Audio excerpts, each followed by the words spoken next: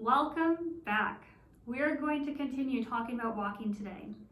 Now, last week we talked about the heel strike and activating our hamstrings in the back of our thighs. Very critical. I hope you took note on different instances throughout your life where you either did it or didn't do it. When you're hiking, when you're running, it's important to find out all those times where you feel a heel strike or you don't.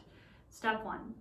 Now, step two is, do you shift your body weight? Now, this one's a little bit more complicated. So when I see people walk, sometimes I'll see them walk and they kick their body to the side as they walk. That's not the type of weight shifting I'm talking about. The type of weight shifting I'm talking about is when I step, my body weight shifts slightly over that foot, and you can see my hip kind of goes out a little bit, but when I step, it moves out just a little bit. There's no turning of my side to side when I walk.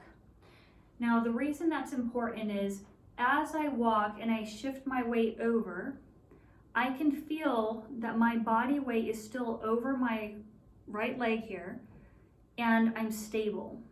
I'm using my thigh muscles on the inside and outside to stabilize me in this position as I now bring my other leg through. Now I'm going to shift my weight over just slightly, and again, I'm stabling myself both inside and outside. I am allowing my body to have a gentle weight shift. We don't want a huge weight shift. And the other thing that we have to be careful is if our feet are so wide apart and we're walking with our legs wide apart, we have a big body shift, but as you can see, there's no action at my hips. There's a little bit of up and down, but there's not the shift and shift and shift. And what happens is if we keep our feet wide for balance, and sometimes people need that, I completely understand. Don't change your gait, especially if you have balance issues or a history of falls. Keep your feet wide if you need to. Get help with this. This is something that you want to get help with if you have any balance issues whatsoever. So I want to make that clear. But take note of how you walk. Do you have your feet really wide? Do you have your feet turned out?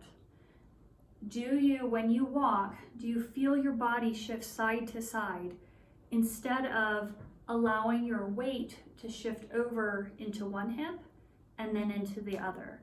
This is critical because it allows you to analyze and to see which muscles are working when you walk and which ones are not working. This is very important because you need to know which part of my thighs are working.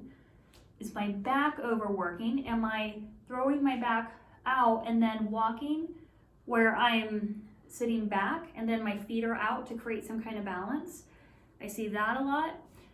I see all different things. But the critical thing is assess what you're doing so far. See, can you feel your body weight shift over to one side and the other? And it's going to be very subtle. This will help you create some more fluidity in your walking. It helps you get more movement in your hips so that you're not as stiff. Please reach out to me if you have questions or if you need help with this. Any change in your walking pattern should be done with a healthcare professional so that you start to learn and someone can look at you and say, you know what, that's happening, this is how you're compensating. What I'm doing with this is educating you on things to become aware of so you can go get that help. Please reach out to me, amy@pabertinstitute.com. We can talk more about weight shifting if you want. Love to hear from you. Thanks, guys. Bye.